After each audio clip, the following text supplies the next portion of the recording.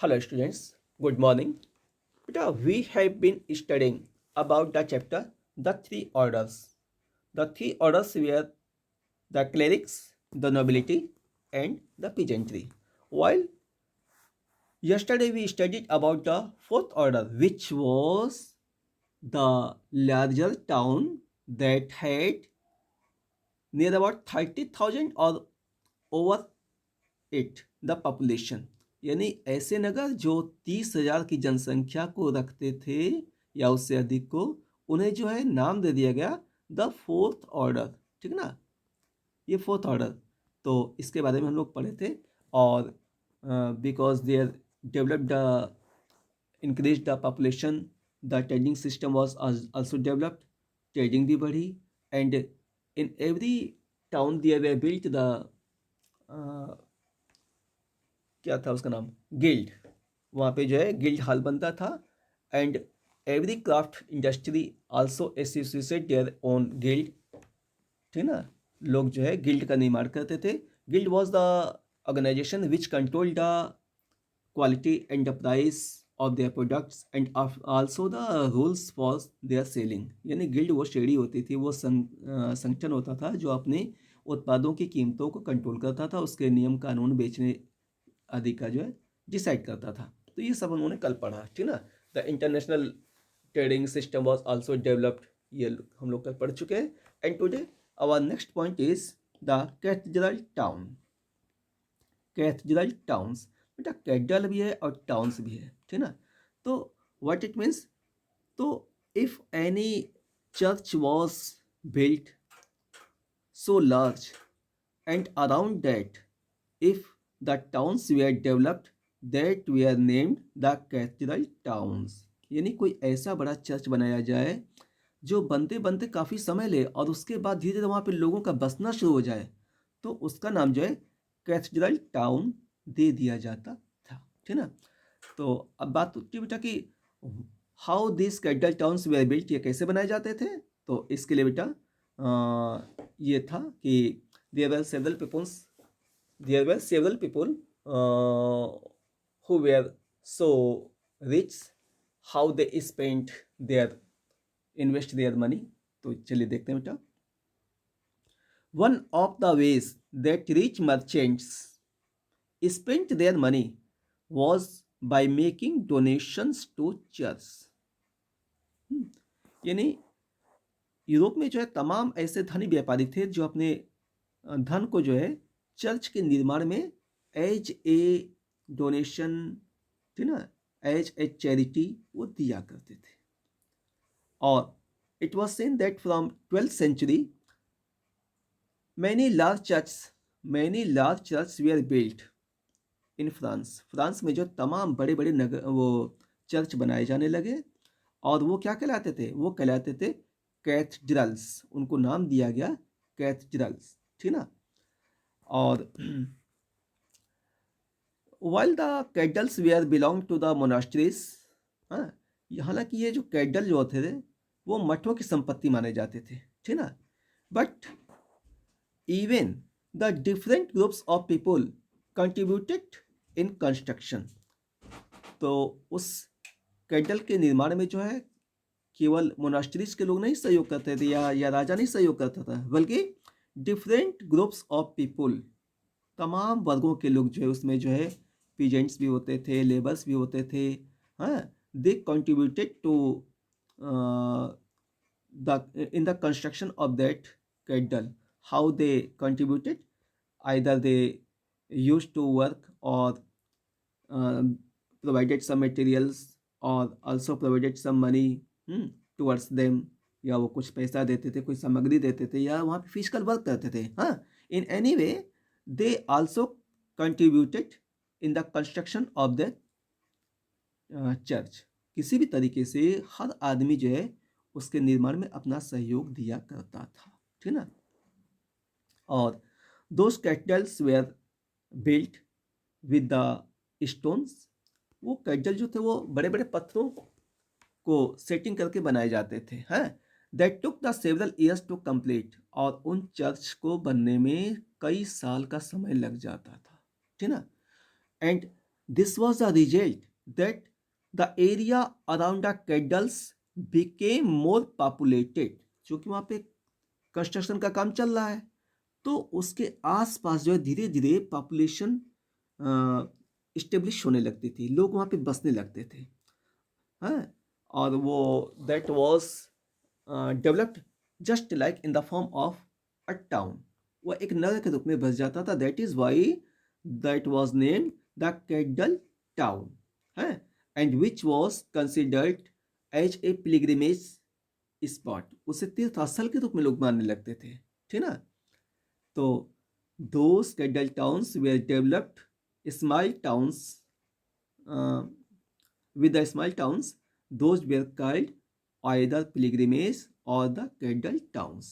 अब वो जो वहाँ पे लोग पिलग्रिमेज के रूप में जाने लगते थे दर्शन करने के लिए, उसे नाम दे दिया जाता था कि ये कैथेड्रल टाउन है, ठीक ना।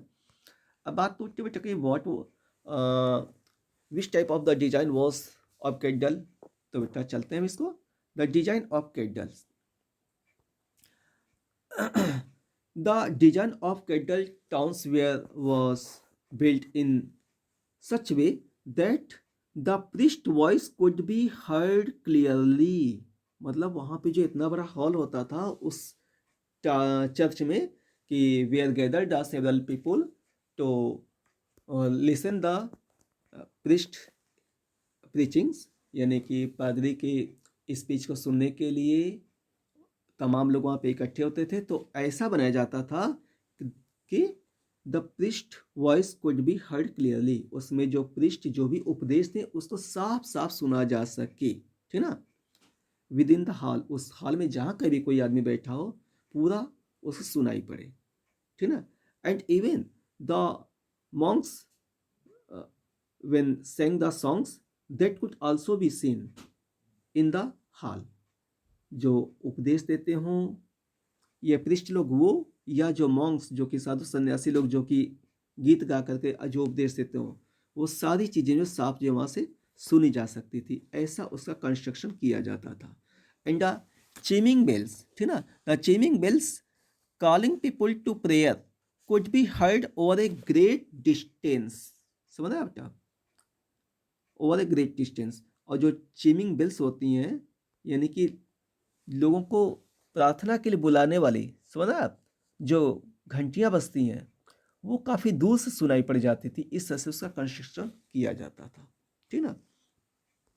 And the stained glass were used on the windows, जो खिड़कियां होती थी ना उस पर जो स्टेन ग्लासेस यूज किए जाते थे। What was the function of stained glass, वो कैसे होते थे। तो during the day the sunlight would make them radiant for people inside the candle, यानी दिन के समय यदि लोग अंदर हों उस चर्च में तो सूर्य का प्रकाश जो है उनको प्रकाशित करता था, उजाला उसमें भर देता था, ठीक ना। एंड व्हेन द सनसेट,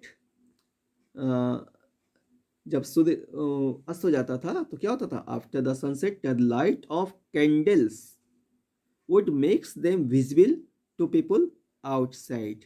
यानी जब रात हो गई तो चर्च में जब कैंडल जलाई जाती थी ना तो वो बाहर के लोगों को, उस चर्च के बाहर के जो लोग होते थे उस स्टेंड ग्लास से विजिबल बना देती थी।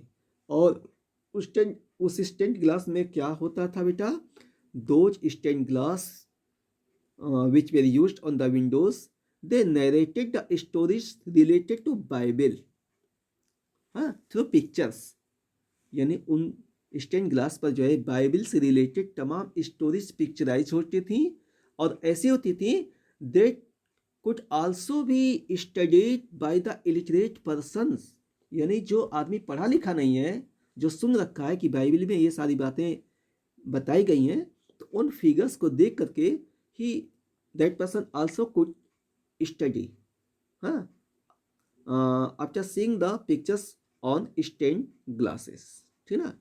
उस स्टेन ग्लास पर जो पिक्चर्स होती थी वो नरेट करती थी बाइबल से रिलेटेड स्टोरीज को, जिसको कि जो है अनपढ़ आदमी भी देख करके सोच समझ सकता था, ठीक ना। तो this was the system of the candle towns. Please revise once again. The candle towns were made by the rich merchants especially, but not only the rich merchants contributed, there were several people who also contributed in the construction of the cathedral, either with the material, with the money, or their physical work. ठीक है ना? And the church took so long time to be prepared, so their population was increased. huh? That is why that was named the cathedral towns.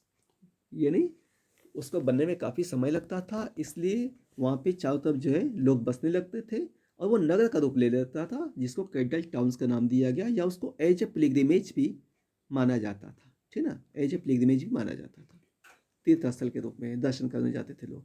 And what was the design of the cathedral? बेटा, it was built in such way that the priest voice could be heard clearly within the hall, and also the singings of the monks could be could be heard in the hall clearly, and the chiming bell which called the people for the prayer, that could be also heard from over a great distance. ठीक ना? And stained glass which were used on the windows, those were such types that during the day the sunlight would make them radiant for the people inside the cathedral. दिन के समय जो सूर्य का प्रकाश है वो जो अंदर जो पूरी रोशनी भर देती थी, and after the sunset the light of candles would make them visible to people outside. जो बाहर के लोग हों वो अंदर के दृश्य को देख सकते थे। And the stained glass which were used on the windows that narrated the stories related to the Bible. ठीक ना, बाइबल से रिलेटेड तमाम पिक्चराइज होती थी, which could be seen and that could be also studied by the illiterate persons. दो जो आदमी अनपढ़ होते थे वो भी उनको समझ सकते थे, because they heard about the Bible. ठीक ना, दिस वॉज ऑल। तो बेटा आज के लिए बस इतना ही। That's all, thank you.